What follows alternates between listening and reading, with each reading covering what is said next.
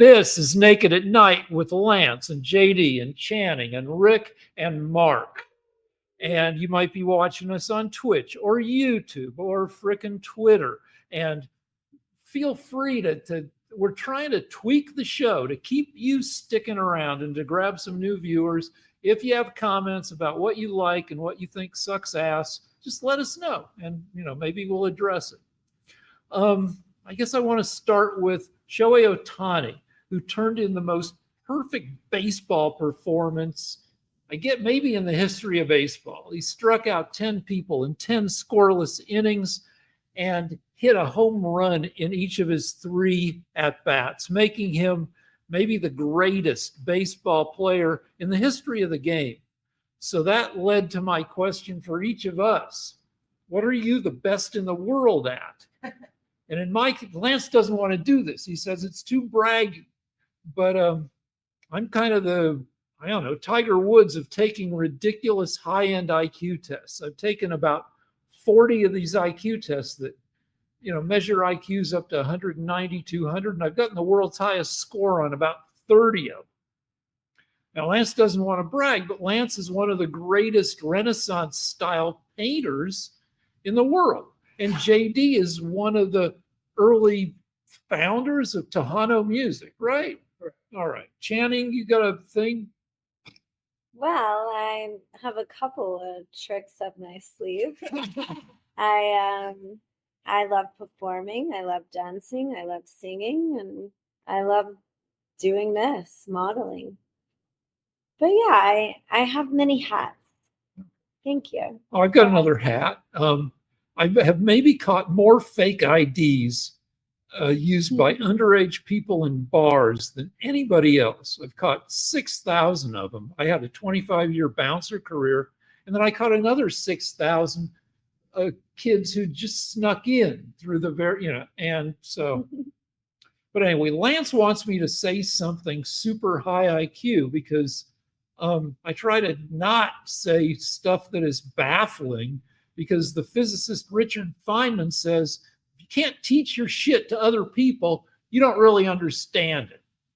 But now Lance wants me to boggle your minds a little bit. So give me like 90 seconds. I think that as matter collapses gravitationally into a neutron star and then into a black hole, the information is squeezed out of it until it's just kind of this soup of squashed particles that has almost no information. I believe that under certain circumstances, that squashed indeterminate matter can differentiate itself internally, and this is the flow of time within that pocket universe. There's also a thing called the reversibility of time. I guess you'd call it a problem, which is, how does time know which direction to flow if every physical interaction can be run backwards, like running film backwards through a projector without violating the rules of physics? And I would say that that's bullshit, that most long distance physical interactions could not be run backwards.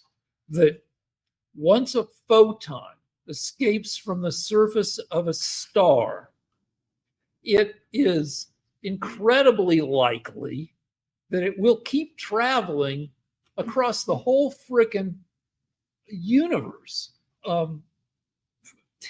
more than 10 billion light years, because there's not enough stuff to stop it. There's not that much stuff for it to run into. They don't occupy the stars and the planets that it could smush into, don't occupy a very high fraction of the sky.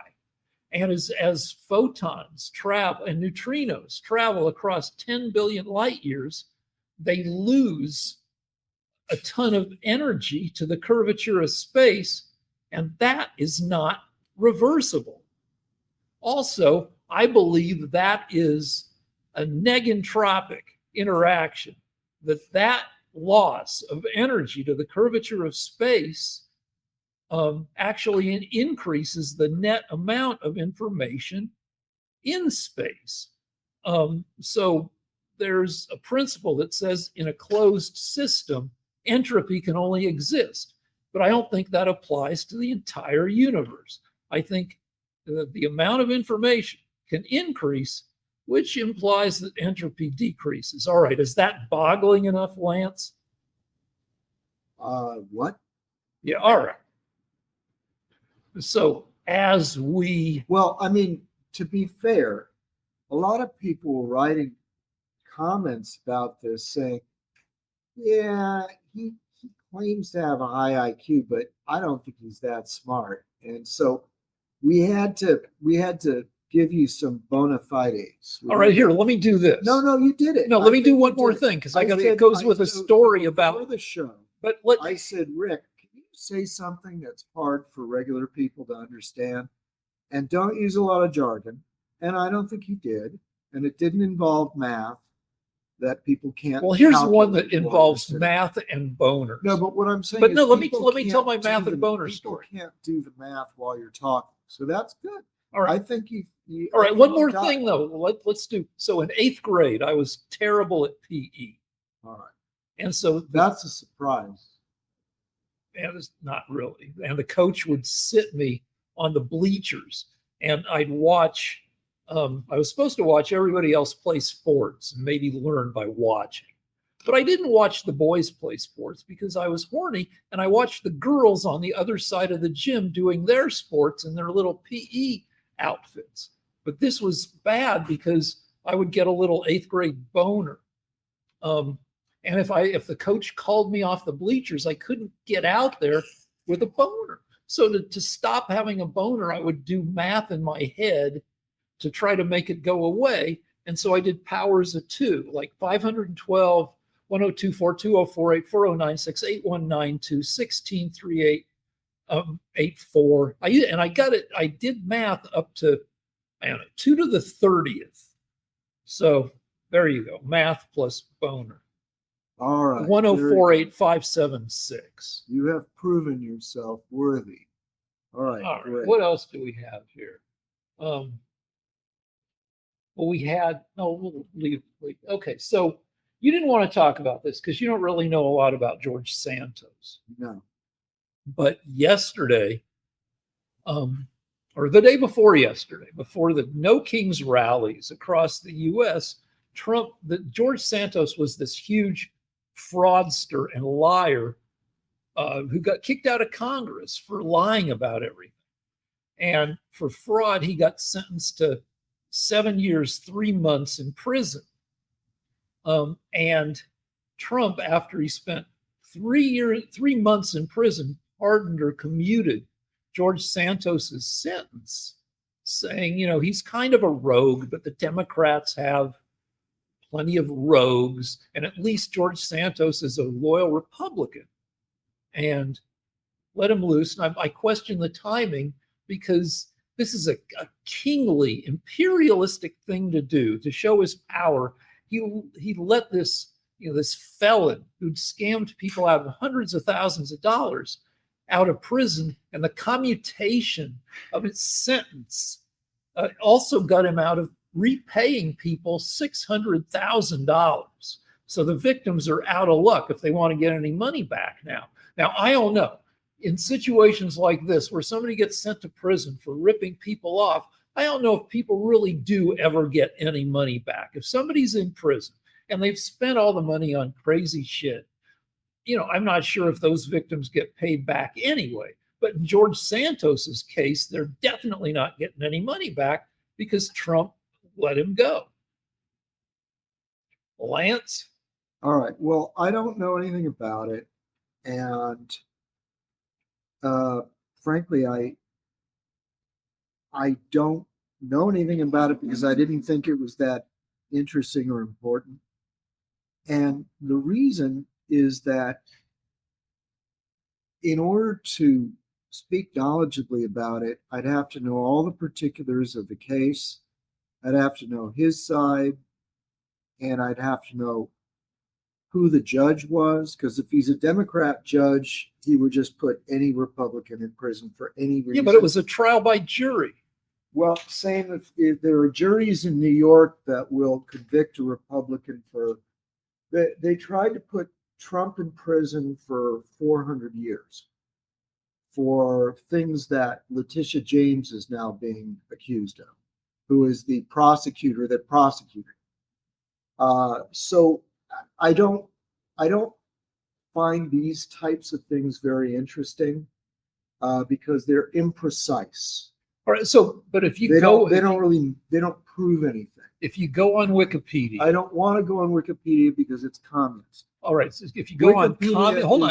is If you go Democrat on, propaganda. if you go on communist Wikipedia, Uh-huh. it has about 1,000 words on George Santos's history of fraud. I don't care about anything that Wikipedia says. All right, but all right. I know as a Democrat, you believe that you have these sources that are telling you the truth, but that's what's led to your delusion. That's why you're doing the King's Day rallies, because you keep hearing carefully worded propaganda.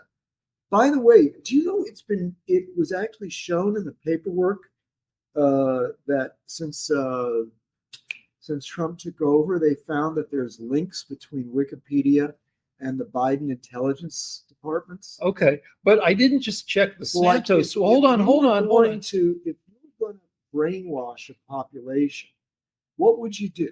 Well, you'd make sure that all the open sources like ChatGPT, Wikipedia, things people go to for information, that would all be run by your goons. So Anyway, I checked the Santos numbers against multiple sources. Plus, the show now has a fact checker of some of our facts who sent back and confirmed that Santos was required in the court judgment to repay $373,749 that he had defrauded his victims of. Plus, he has to forfeit $205,000 worth of shit, I guess, he acquired through fraud. So that's nearly $600,000. And that's been confirmed by not just Wikipedia, but by a ton of sources. You know what? Alex Jones has to pay $1.5 billion. Yeah, but that was a court judgment. And I just want to say, 1.5 billion is a lot. That is a ton. Yeah. Has he paid any of it? I don't know. I don't know. But the point is that Democrat judges, what the Democrats try to do. And okay, you spoke at length. Now we're going to have to use this again because. Wait, where did I speak at length? I spoke about. You've been talking since. Yeah, you told me to talk about physics. That shouldn't count against. But then you gave this long thing about Santos. And now I get to respond too. I understand it's a two-person show at least. So I just want to say, hang on, I gotta time it because Rick can't control himself. All right. So the point I'm trying to make is that you guys have been fed a steady stream of bullshit for the past 20 years. And so what's happening is you're going out and you're saying, Trump is creating a dictatorship. And a bunch of senile old hippies have been wandering around saying, we don't want a king. He's trying to be a king because he realized something amazing. That number one, all of the cities that are run by Democrats and some Republicans are out of control with crime. And in only a couple of months, he's been able to bring down crime in every city that he sends the National Guard into, which you would think under normal circumstances, a human being would say, that's great. I want crime to be brought down. I'd like to live in a safe city. But no, Democrats are so brainwashed that now they're thinking, well, we like our crime. we think it's just fine. We liked it the way it was. And furthermore, you know what? Those Republicans, they're putting people away that don't deserve it. And then the other thing is, the Democrats opened the border so that 30 million people came in, and Trump has the audacity, the temerity to actually try to send some of those people back. And the Democrats are saying, that's fascism. You can't go in there and take people that are illegal aliens and put them on planes and buses and send them back. That's fascism. He's acting like a king. So that would only happen in a world where Democrats are being brainwashed, because what has happened that Rick doesn't understand is that he's been convinced that having an open border and millions of people pouring over it is a good thing. And it may not even be happening. It may just be my imagination. And furthermore, having criminals getting released, and I'll tell you what, I still have 2 minutes and 30 seconds, so I'm going to tell you a story. You're at 2 minutes 41 seconds. You don't get 5 minutes. I'm reclaiming my time. You get 3 freaking minutes. No, I get 4. And furthermore, I'm reclaiming. Why do you get 4? Why? We always do 4. We do 3. Fucking Lance. We always do 4. 3. It's been 3. It's been freaking 3. Lance, I'll walk off the show and you can have the show. That's good. It's been 4. It's never been, JD. It's never been 4 minutes. It's been 3. It's always been 4. No, you are freaking. No, I want to talk now because you just threw out a bunch of shit. My next one is going to be 4. No, it's too much for this stupid fucking show. No. Just one time 4 and then the rest. No, I'm all right. So you talked to Adam Lohr, who's our internet guy and our demographics guy, and you talked about how you want to do a show that is just you talking about conservative subjects. I didn't. Well, that's what I heard from Adam, that you want to talk that. So, and that's what I talked to Adam about. And I said, I'm reluctant to have you do that because you throw out a bunch of stuff that turns out to be bullshit if you poke at it. For instance, you said that 30 million people came across the border under Biden, which is, I don't know, like 3 times like the highest reasonable estimate. And you said that all the Democratic cities are big murder cities, and the top 9 out of the top 10 murder cities in America are in the South: Mississippi, Alabama, Missouri. And so now I control the purse strings because I'm paying for the production of this show. And I'm reluctant to have you do a show that's largely you putting out conservative talking points, because a lot of those points are not backed up by truth. And I'm afraid that you will persuade people to come over to your side based on non-factual stuff. On the other hand, I support your efforts to make money, and there is a lot of money to be made by doing a conservative show, by monetizing a conservative podcast. And I mean, conservative viewers are happy to help monetize and to share they support conservative causes. And I guess I'd be okay with it if you weren't changing minds, but if you were just one more voice in a sea of conservative voices, and that we're all talking to each other and not really winning over any additional people. And, because I want you to make, $3,000 extra a month, but I don't want to bullshit people. Okay. I'm going to take 3 minutes. Okay. Well, you can take 4 on this one. Why? I didn't take Okay. 4. I'm just one time 4 to compromise. Well, no, wait. Well, I'll tell you what. You know what I'd like? I would like us to move to always take 4.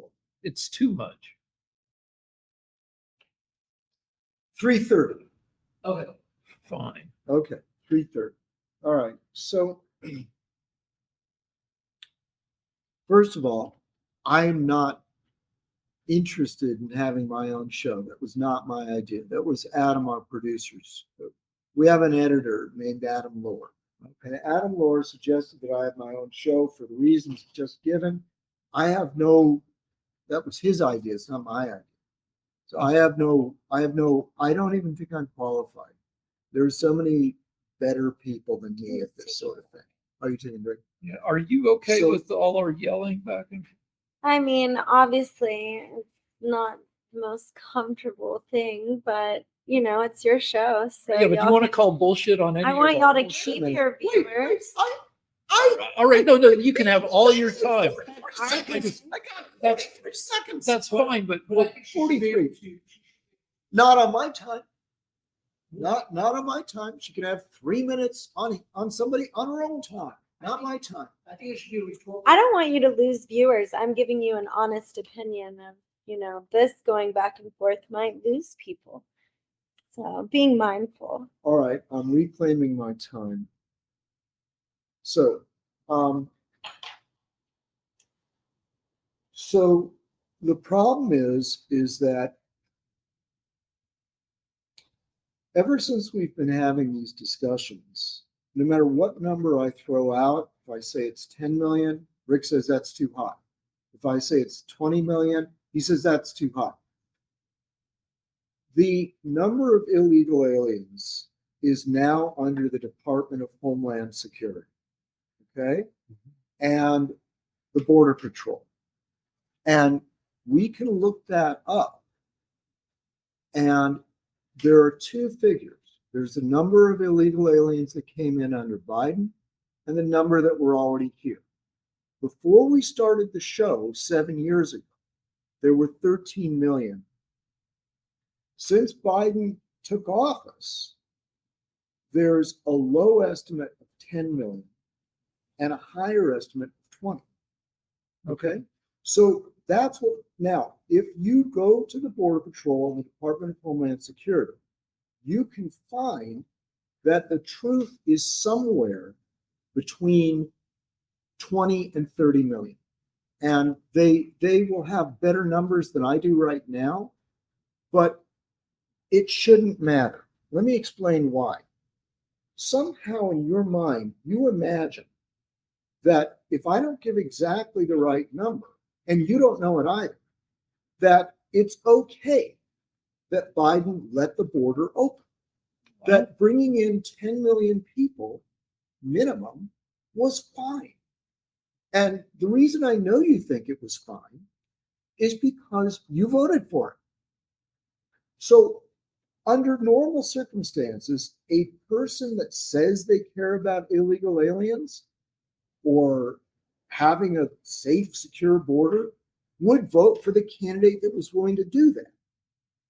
But what has happened is the Democrat propaganda machine has convinced you that cities should be unsafe, criminals should be released, and and that borders should be open. But moreover, I was going to tell you a good story. I was talking with a left-wing woman, and she was saying men were such pigs. Women live in constant fear of being raped. And I said something to her that shut up a Democrat. I couldn't believe it. I said, well, why do left-wing women always vote for judges that release rapists? If you ask conservative men what they think should be done with rapists, we think rapists should be executed. And then she shut up. I couldn't believe it because she thought, wait a minute, let me get this straight. I am voting for people that are releasing rapists who then rape left-wing women, and then we blame men. We blame the patriarchy. When in fact, it's our fault for the cities being crime-ridden. 3 minutes, 24 seconds. You Okay, may now all right. speak, or Channing can. Go ahead. Channing, you got a thing to say? Not really. Okay, All right. Rick. All right. So you don't get to vote for a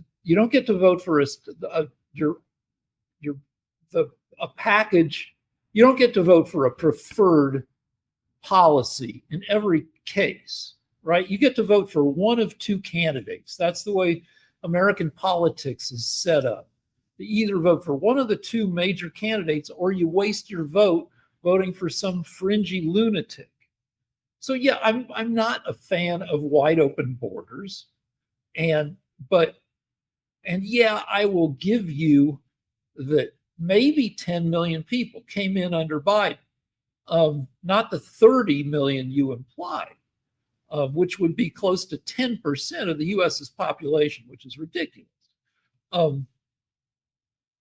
And all right, when it comes to rape, you guys are doing everything you can to avoid releasing the names of a bunch of child rapists, people who the Epstein files contain, as we've at least we've been led to believe, a list of dozens and dozens of men who were in this conspiracy that involved, according to the FBI, 1,000 victims, 1,000 young women and girls who were roped in to this like molestation frickin' carnival. And you guys have, among other reasons, you've shut down the House is to not to have to vote on releasing the Epstein file. So when it comes to going, to soft pedaling rape, you guys are not great either. Okay, I'm going to take 3 minutes. How long did I take? A minute and 30 seconds. I'd like to say something. Okay. I just find it so incredibly wild and silly a little bit that it's so left, it's so right, it's so black, it's so white. It's just, for me, like listening to these extremes, it's I don't know, it's kind of sad that like I don't think you can really challenge each demographic group on big topics like this when everybody's not going to be so extreme. But I think the whole idea of Democratic and Republican is being so extreme. I mean, you can't, I mean, I just think it's way too white, it's way too black. And I mean, don't most people like somewhere in the middle or in between? I think it used to To be. generalize like people to like all Republicans feel this way or all Democrats feel that way. I think that's kind of silly. You remember when you were a kid? I mean, I do, and I think everybody here, that it wasn't so extreme. Like I grew up in a Republican household. I say this a lot, but my parents had a party every time Nixon got elected. But it was a party for everybody in town where if you voted for, it was Nixon versus Humphrey in 68, and then it was Nixon versus, who was it in 72? McGovern. And you're being timed. Okay. So brother was conservative too. Yeah. And then there was a really like racist right wing guy. You had to be kind of an a-hole to vote for George Wallace, who was a third party guy. But whoever you voted for, you came to the party at my parents' house, and people got along. And my dad, my mom, they were not extremists. They were, they voted Republican, and they supported like Nixon, not extremely much, and they were nervous about hippies because we lived in Boulder, Colorado, but it was not, I didn't feel oppressed by the politics. And I think I've seen studies that show that our politics has gotten way, at least among the people, the pundits and the people in elected office, have gotten way more polarized in the past 20 years. Okay, so you've now spoken for 2 minutes and 30 seconds without me speaking. All right. So- do you think viewers like this? No. timing shit? Now you're going on. Now it's 2 minutes and 45 seconds. No. Doesn't matter. We're at the 30-minute mark. Wait. So now it's time for Mark. Hold that thought for next show, next episode. I would just like to say that I thought it was a pathetic deflection. I was talking about the issue of putting criminals behind bars and voting for no-nonsense judges. And Rick deflected the issue pathetically and in a childlike manner, brought up the Epstein files. And I just want to say that Biden had the Epstein files for 4 years and did not release them. So I'm not going to say what's going on with the Epstein files, but I do know that Democrats should start putting prisoners in jail and keeping them there or executing them for their crimes. All right. All right. One quick thing. You know who tripled the number of people in prisons from 1993 through 1997? Not only a do I Democrat. not, No, you asked me a question. Can I answer it? It was Bill Clinton. Okay, so rhetorical question is Bill Clinton. Good. We should do that again, but I think we should do it harder. I think it is high time that we brought back more crimes as being punishable by death. For one thing, murder should get the death penalty.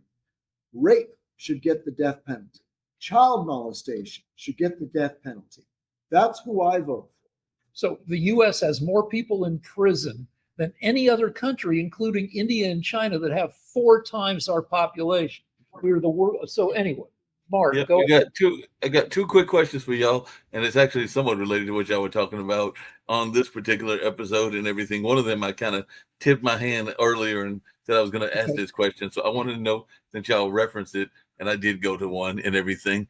Did Shannon and Rick, did you drag Lance to a No King protest? That was question number 1 and everything like that. And then question number 2 is, there is a young lady, I think she's a high-end lady, like a business lady, and all along those lines. But apparently she and her husband are being convicted because they went for a walk and they left their infant out in the at the beach. I forgot which beach it was at and everything like that. So I was just wondering if there was any time in your life that you got so absorbed in being with the rest of the family that you left a family member somewhere, but they left an infant, which is very scandalous and everything like that. No, I mean, when a baby is a little baby, and it's 6 months old, you can swaddle the baby, which means wrapping them up super tight like a burrito, and a crying baby will shut up because they feel secure, all wrapped up tight. And I never left a baby in a park, but I would leave our kid in the middle of the carpet because that's where I swaddled them, away from any furniture that could tumble over if we had an earthquake. And so our baby often ended up sleeping wherever I had swaddled her, as long as that was a safe location. So I didn't go to a No Kings rally. I looked out at one from my gym, which was 50 yards away from one, but I didn't actually go out on the street. What about you, Channing? I live in Topanga Canyon, and I met for breakfast with some friends, and they were going to our little tiny Topanga rally, and my friend made signs, and I went to go check out what was going on, and it was fun. There were more people than the last one, and people make creative signs, and people get super into it. There was live music and peace protest, and I thought it was cool how wonderful the community comes together. And I think that's the freedom of speech, is being able to protest or stand up for what you believe. And I know it would be much different in Georgia, probably with my family, or in certain places. But I think it's cool people have creative protesting. We should be speaking our mind and standing our stance.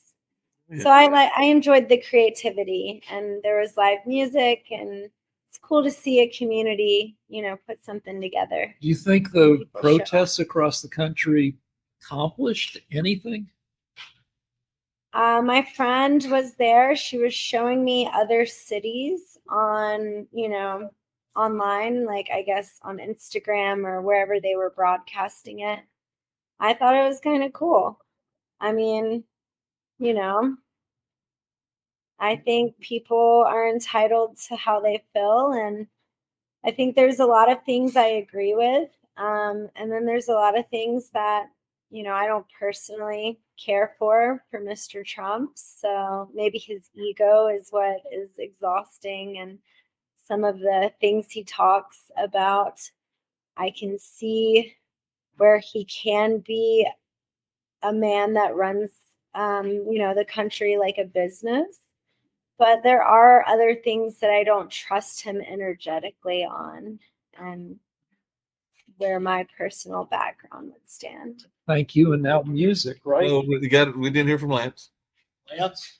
Yeah. All right. So I know what Rick is feeling, what these Democrats are feeling, because we were out of power for 4 years. And this to me is the equivalent of lying on your back and screaming and kicking. You lost the election, and you're not going to win another one because the Supreme Court is now deciding whether it's okay to apportion congressional district based on race.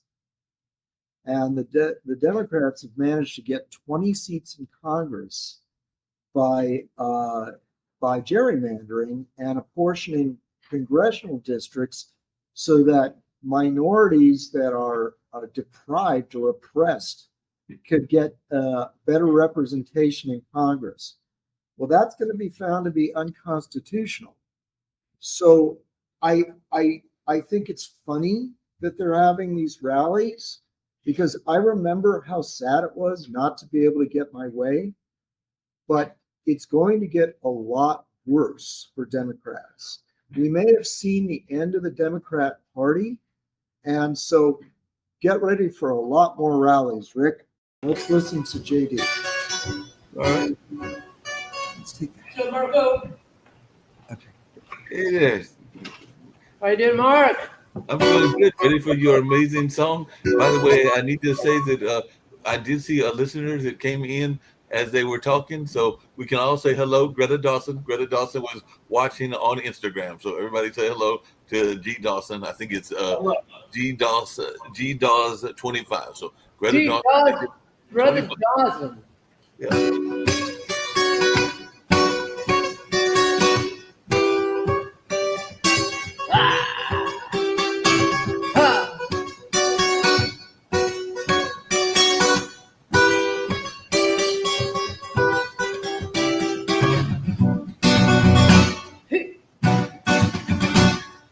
Bailando en Santa Fe, bailando en Santa Fe, bailando con un diablo, bailando con una, bailando en Santa Fe, bailando en Santa Fe, bailando con un diablo, bailando con una. ¡Ja!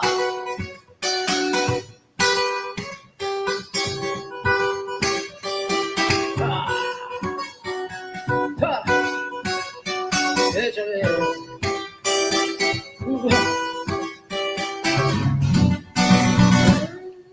Bailando en Santa Fe, bailando en Santa Fe, bailando con un brujo, Enrique Sanzán. Bailando en Santa Fe, bailando en Santa Fe, bailando con un brujo, Enrique Sanzán.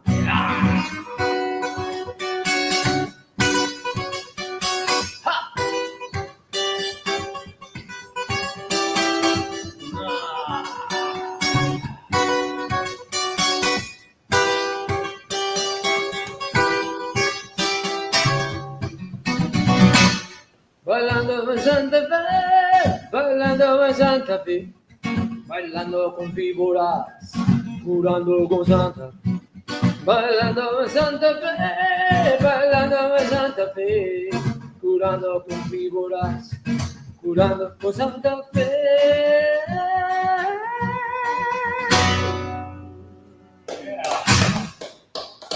One of my latest originals, Bailando in Santa Fe, which means dancing in Santa Fe. You dance with the devil, dance with an angel, you dance with a medicine man, and you dance with the snakes, and you're being cured with saintly faith.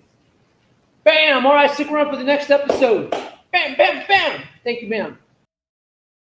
Naked at Night with Channing, JD, Lance, me, and Mark. So, Channing, at the end of the last episode, you said you can appreciate, that Trump runs America kind of like a business. However, when I'm on Twitter, X, I'm constantly surprised and a little concerned when people who are in business for themselves put up extreme political views via their tweets.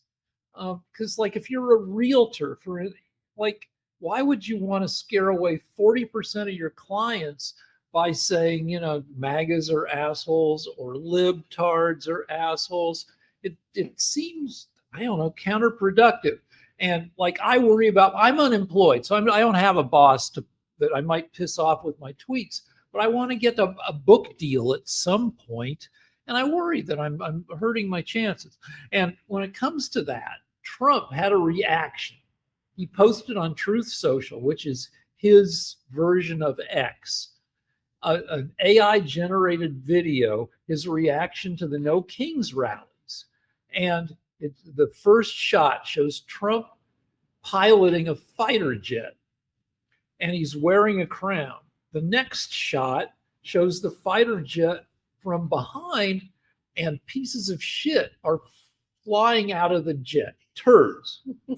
The next shot, the turds have kind of liquefied, and now they're falling on the protesters, covering them with shit. And then there's one more shot of the same thing. And that doesn't seem like good business. It doesn't seem like governing the entire country. It seems like an FU to the whole country.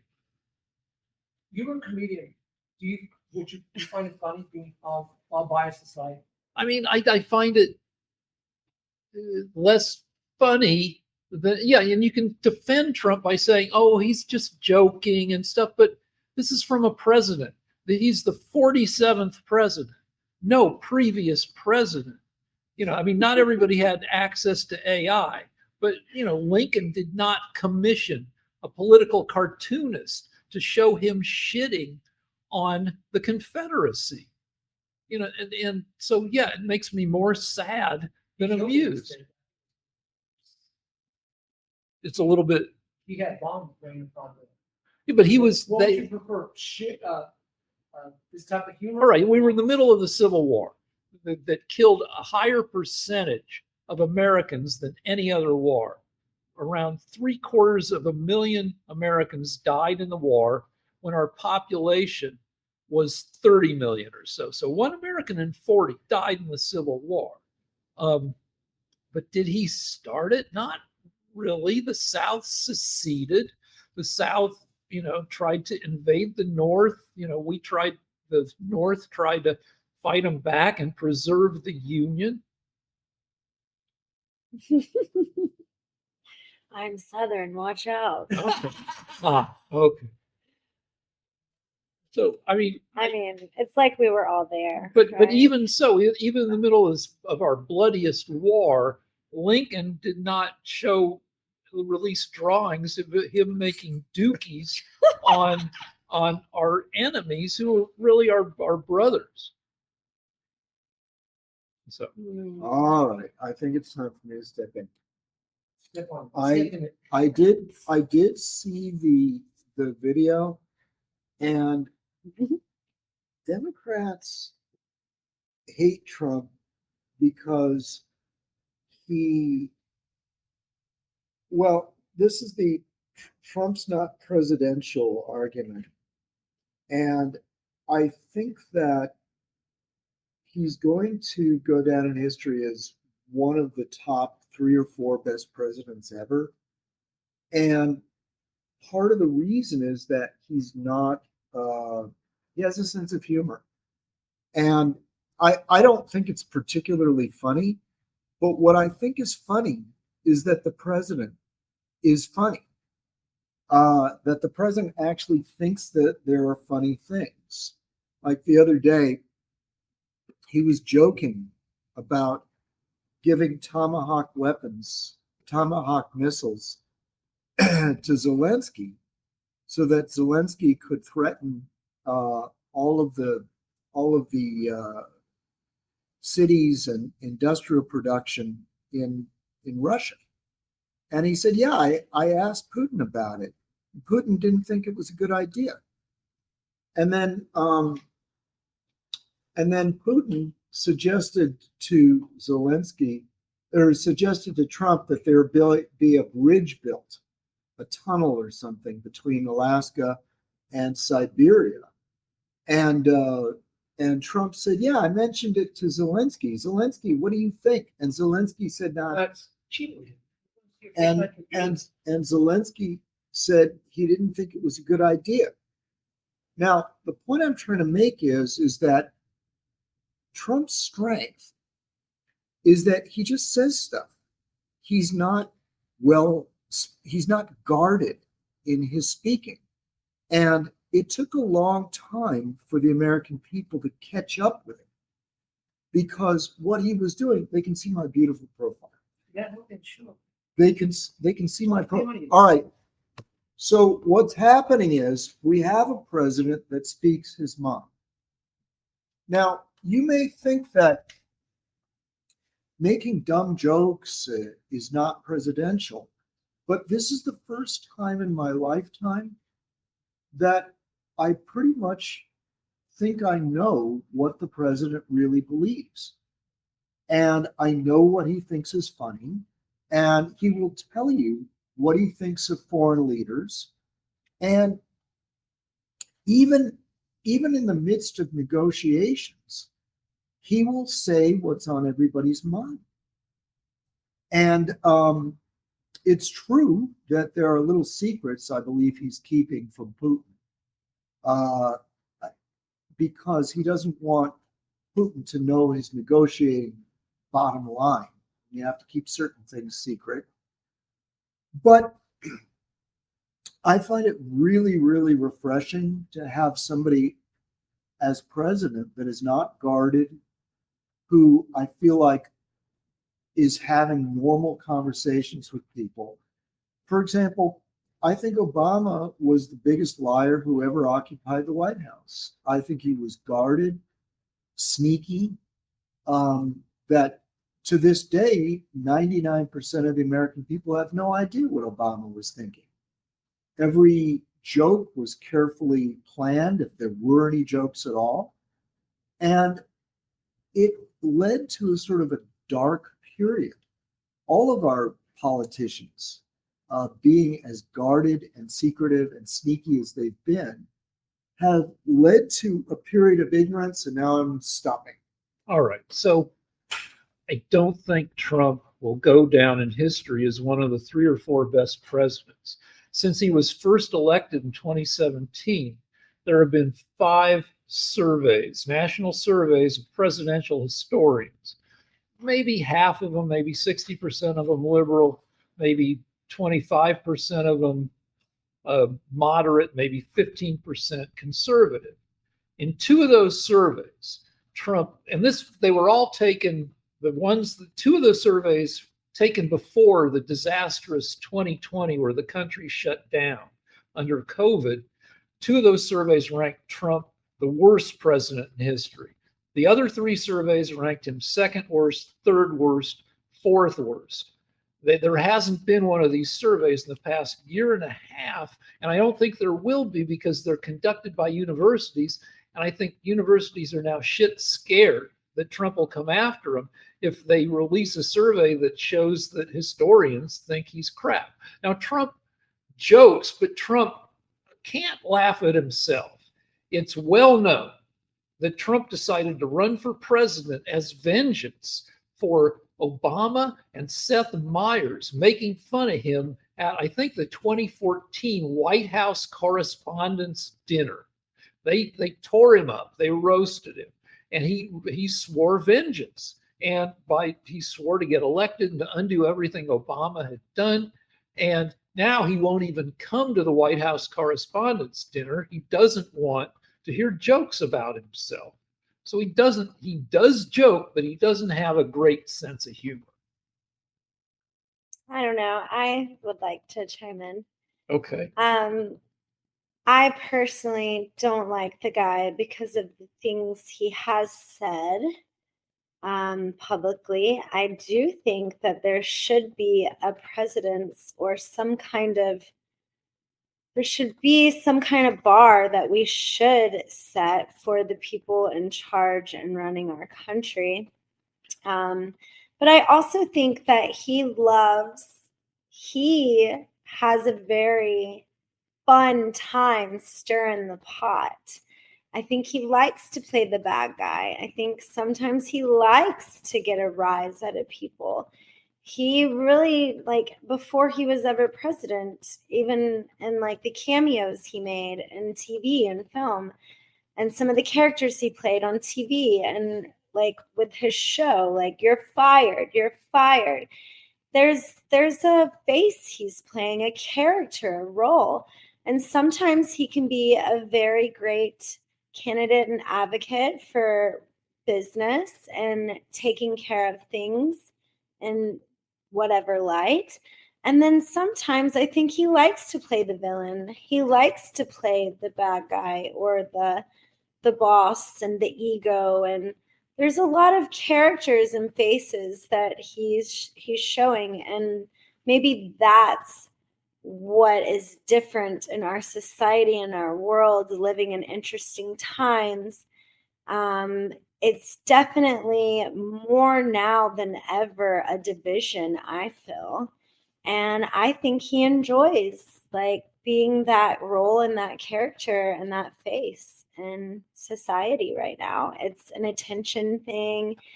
It's an ego. It's like it's a competition. And whether he plays good cop or bad cop or whoever his character and role is, he's enjoying it. It's almost like a drug, for a lot of people, like, really, making sure that they feel so strongly about one side or the other. But for me personally, I think it's a big laughing stock, and it's a little embarrassing for our country as a whole. If you talk to anybody that's from other countries, a lot of my friends are international people from France or Brazil or wherever people are from. And like, we're all kind of just like, what is going on? So that's just, me looking at this from all like my education point and my healing view and my artistic and creative side. I'm like, what the fuck is this shit? Like, is this real, or is this TV? Is this an act, or is this like real life? Like, what it's hard to tell. Going on? And I don't know that it's great for the country to have a guy who wants to make hurt the feelings of half the country. Lance? No, I think it's marvelous. The historians you're talking about that said that he was the worst president in history were just a bunch of assholes that the Democrats hired to say that.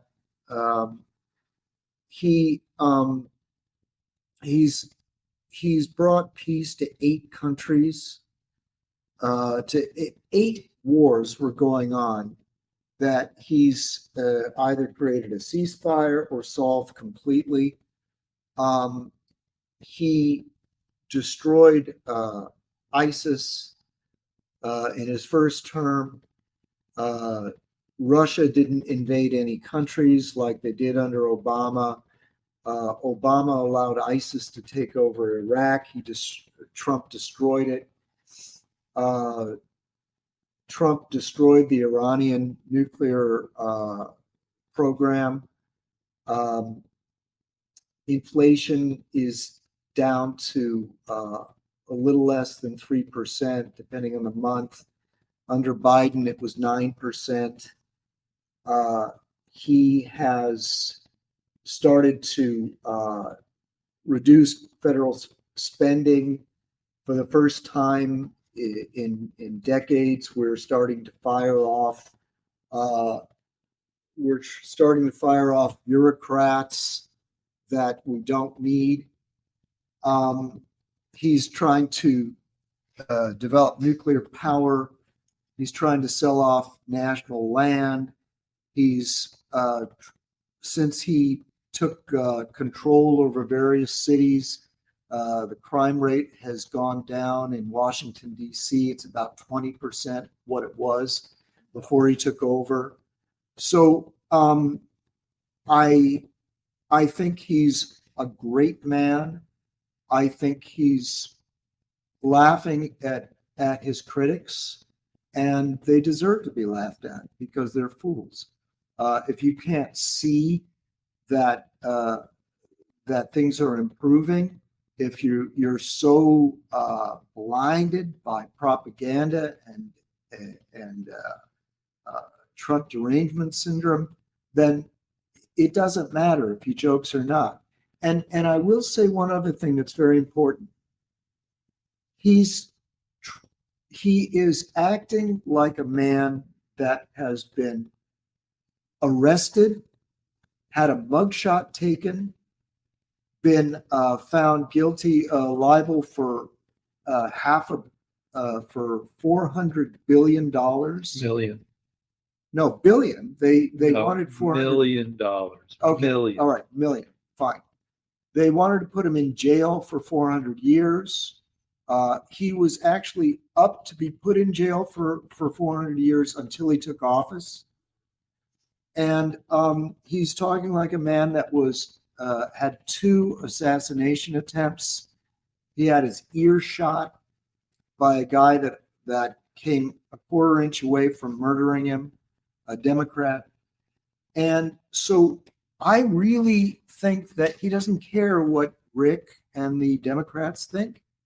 And so he can make these jokes. He doesn't give All right, I get 3 Rick. minutes. All right. So no prosecutor in his fraud trial suggested that Trump should be sentenced to 400 years in prison. In fact, sentencing guidelines for a first offender suggest that he would get probation with no prisoner jail time, though it didn't reach the point where he was sentenced. But nobody was saying that was a possible maximum sentence, but under the sentencing guidelines, but no reasonable person, including the prosecutors, would suggest that was just the legal limit of what he could have been sentenced to. But in cases like this, nobody gets jail time. So I had something else, but I forgot. So I want to move on to something else. So we talked about Shohei Ohtani, the greatest baseball player in history, possibly, based on this insane game that he played. So I want to talk about the current greatest podcaster, or at least somebody in the past year who has at times surpassed Joe Rogan. This is Alex Cooper, who has a podcast called Call Her Daddy. And she's been podcasting for, I don't know, maybe 8 years. She started with a partner, a female partner, and they talked frankly about sex. And their most notorious early episode was where Alex Cooper talked about a blowjob technique called the Gluck Gluck 9000, the dirtiest, best blowjob you could possibly give, the Shohei Ohtani of BJs. And it was supposed to be the best because it was the dirtiest, because the noises you make while giving it, because you were so spitty, and because you worked the shaft with 2 hands. I'm walking out. But this is what happened. So she and her partner got, I don't know, hundreds of thousands of viewers early on by talking frankly about sex, by talking as dirty about sex as guys did on guy podcasts. And women liked it. But then COVID hit and she was locked down. And she said guys, I'm here, I'm locked down, I'm sad, I don't like what's going on. I want to talk about my feelings. And her fans embraced her because they were feeling the same thing. And her audience grew further. And she's gone about from talking about BJ's to kind of being the modern Oprah, sitting down with Kamala Harris and I don't know, I assume Michelle Obama, some of the biggest people, most well-known people in the world. But I want to talk about, my sexual history of looking at naked lady pictures. Started with a kid when I was in fourth grade, third grade, brought a deck of cards that looked like they were from the 1950s, of topless 1950s ladies on each card. And there's a song that the Jews sing on Passover called Dayenu, which is an extended thank you for God for everything he did in getting the Jews out of Egypt. And Dayenu means it would have been enough. So if he had, thwarted the Pharaoh with the 10 plagues of Egypt, Dayenu, it would have been enough. If he had parted the Red Sea so that the Jews could make it out of Egypt, Dayenu, it would have been enough. And it goes on for, if he provided manna from the skies to feed us while we were wandering in the desert, Dayenu. Is that Hebrew? Dayenu, yeah, I think Hebrew? so. Yeah, I guess, yeah. It would have been enough. And for me, when I was in fourth grade, topless 1950s lady playing cards, Dayenu, it was enough. And then, over my long history, and everybody else's long history, things have gotten filthy because everybody's seen way too much. So I have a sensitive mouth. I was anemic for, I don't know, probably 8 years until it got fixed. And it turns out one of the permanent symptoms of having had anemia is you can't handle spicy food anymore. It kills your mouth. It makes you cry, even if you used to be a tough guy about it. And now, wherever we go, whatever we order, everything's got a little heat, which makes eating a little painful for me. And I think it's because we've all eaten too much. We've all experienced too much, flavor town, and our mouths and our genitals have seen and experienced everything, and nothing is enough anymore. Dang. Okay. I don't really care how long we speak on these issues because they're not really debatable. I think the reason that food is spicier is because the Hispanic population has increased dramatically since we were kids, and salsa overtook ketchup about 20 years ago, and frankly, I'm happy. That's fine by me. Although it does make challenged minorities like Rick suffer a little more. So maybe that's a good thing. But anyway, I've come to the conclusion that pornography I've come to the conclusion that pornography. I have to say, you're so handsome, man. What's your face? Yeah. Really handsome. Thank you. I appreciate that. I wish anybody else thought that, JD, but I'm glad you do. So that means there's some hope. Thank you. So I think that pornography is, as you guys know, I don't look at pornography, and I've seen it in my life, and over the years I've sort of cut back and back and back. I hadn't seen it at all until I got a computer years ago, and then I saw it for a while, and then I stopped after a couple of months. And I have to admit, I'm a little kind of not the right guy on this issue because I do see a lot of nude women in my work, and it's kind of not fair that I have a job that does this, and your average car mechanic doesn't see a lot of nude women in his life. So I don't have a problem with people looking at Playboy magazine or, whatever. I don't have a problem with people looking at nude women, but I do think the pornography is unhealthy because of the way it makes me feel. And I think it's an unhealthy profession. And so when I say pornography, I mean actual acts of sex. I really don't think it's good for anybody to watch that. I don't think it's good for the people that participate in it.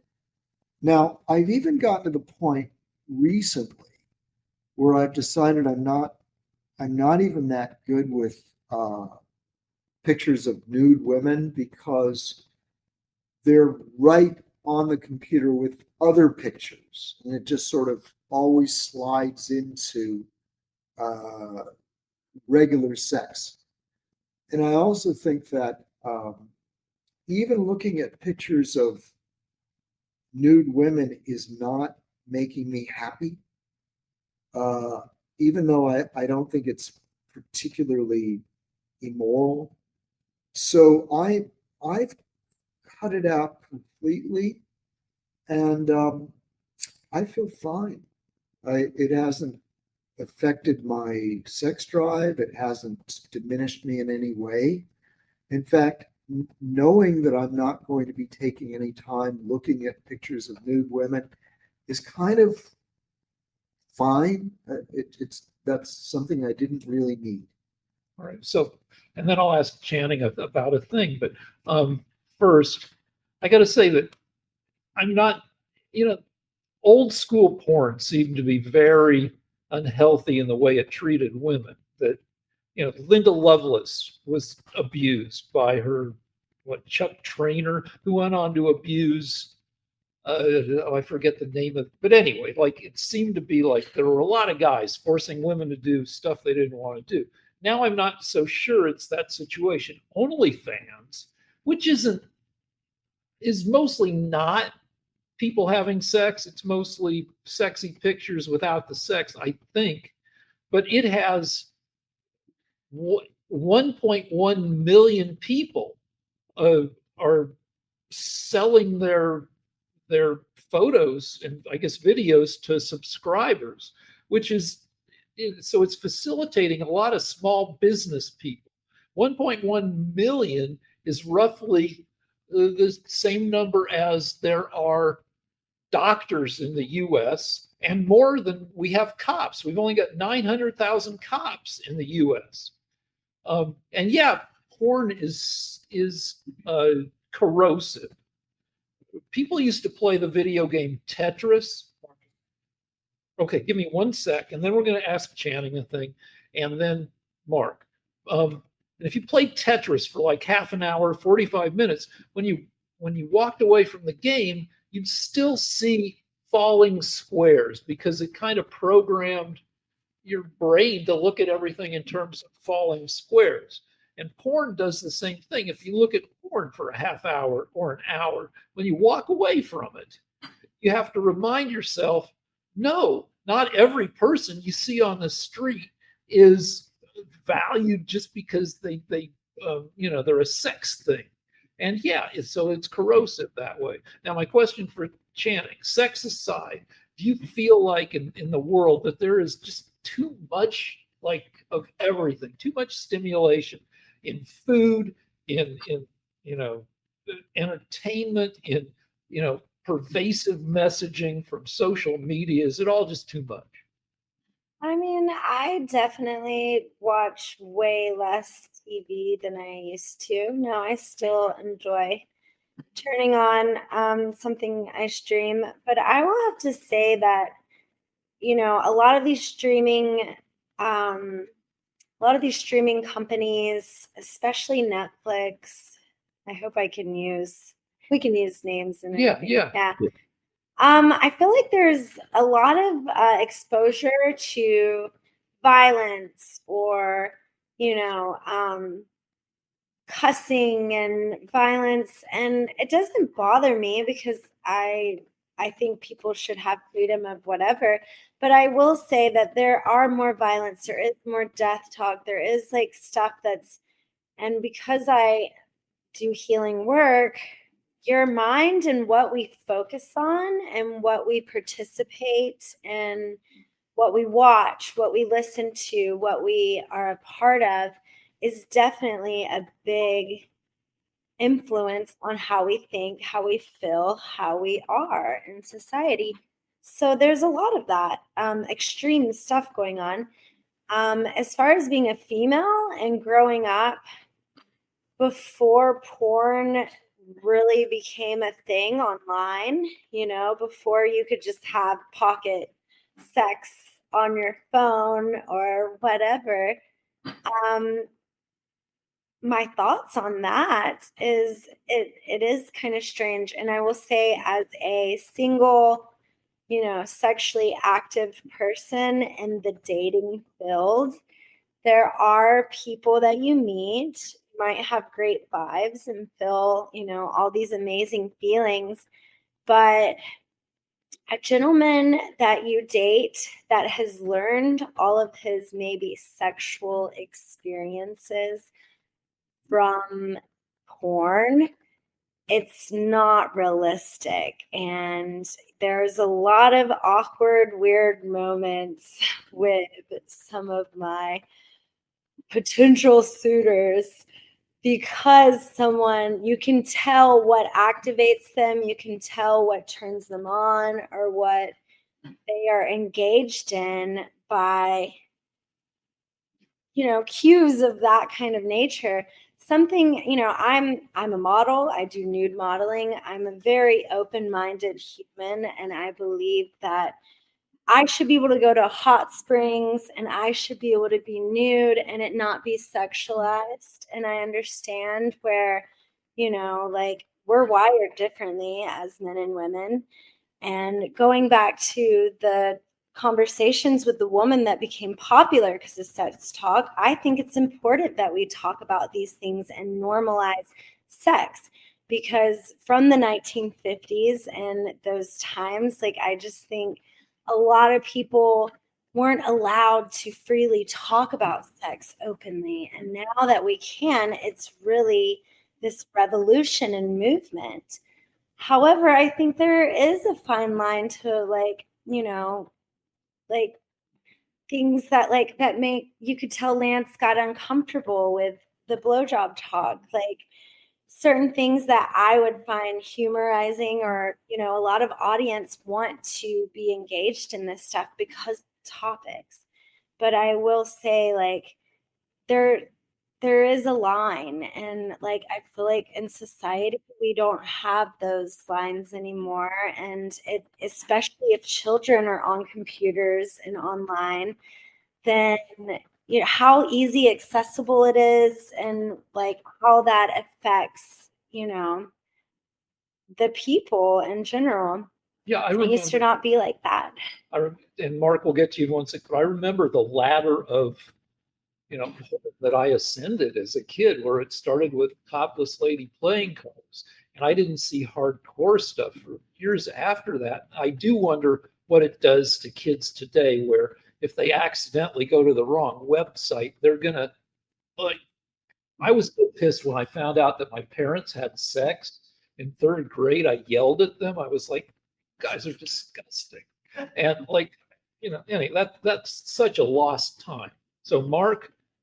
Yep, I'm actually going to bring in another person as well because I got a question for him and all along those lines. But before I get to that, there was a satire president that was known for his satire that was a long time ago, almost as known as Trump. And I found it on AI and everything. And then we'll bring in Scott. But Abe Lincoln was an accomplished satirist. So he actually did some self-mockery, but he also went after some of his opponents and some of the people that he was friends of. So on the Mexican-American War, he mocked those who defended the war's territorial expansion. And on Grant's alleged drinking, because there was that whole temperance movement Lincoln famously replied, "I wish some of you would tell me the brand of whiskey that Grant drinks. I would like to send a bottle of it to every one of my other generals." So he definitely had this thing even of going after his enemies and everything like that. So a couple of times he did that. So Lincoln was also one like Trump in that sense, and I can give you some more. He steered clear of poop. But what do you got from He Scott? He did steer clear of poop. I did have Scott here. Scott, you're over there in Canada, and I was talking to a friend of mine, one of my coworkers, and apparently there's a library that's on the border of Canada and the U.S. that apparently Christy has been to, because half of it they were founded because it was a couple, so it was a Canadian and an American. They founded this library, but now half of the library is closed. So, and everything about my grammar to you and everything. So, what do you know about the library? I don't know about this library. The most recent library I was in Vancouver that I'd never been to. That looks like it was like an old, it's almost like a church or cathedral-like looking thing. But it's one of the branches of downtown Vancouver Library. Very beautiful, but in a sketchier part of the city. But I'm not aware, have not been aware until now, of this cross-border library that Christy Nome had gotten into. Do you know the name of it? I'm going to see if I can find it because, like I said, my coworker at the cultural center that I work at, she brought it up to me because she just found it hilarious that they were trying to literally close down the Canadian half. Christy Nome is pissed off about a library where you can walk in through one door in Canada and then walk out through another door and be in the U.S. Right, that's it. Yeah, it's people who use libraries are very dangerous folks, and you have to watch out. It says this happened early today. A cross-border landmark faces a restrictive new feature. So this is a week later. Secretary of What's the source? Security Christy Nome flew to Vermont to pay her respects, but she also made a surprise visit to the library so it's in Vermont. At least half of it's in Vermont. The other half is in Canada. But what's the source there, Mark? This is from I didn't catch the meat. Someone talked over you. This sounds like an action movie that we could pitch called Library Immigration Cop. Right. Featuring Sylvester Stallone. Wait. Didn't Scott want to say something? I got here late. I've been pretty busy, but I just good to see you guys again. All right, music. We're going to feature Channing on this one. Oh, cool.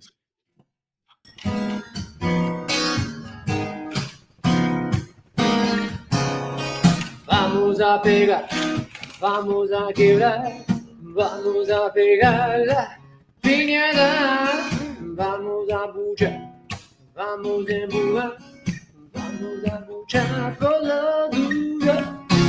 Vamos a pegar la piñata, vamos a buchar por la dura. Vamos a quebrar la piñata, vamos a buchar por la dura. Channing, go! Oh, us talking. Oh, we're all walking. Got something to say. You better keep on stepping your way. Oh, got something to say.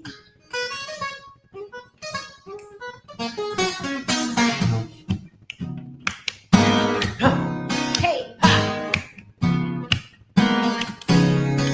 vamos a comer, vamos a tragar, vamos a comer, que, vamos a abrir, vamos a comer, vamos a abrir los regalos, vamos a comer que vamos a regalos, vamos a traer que vamos a romperlo, regalos.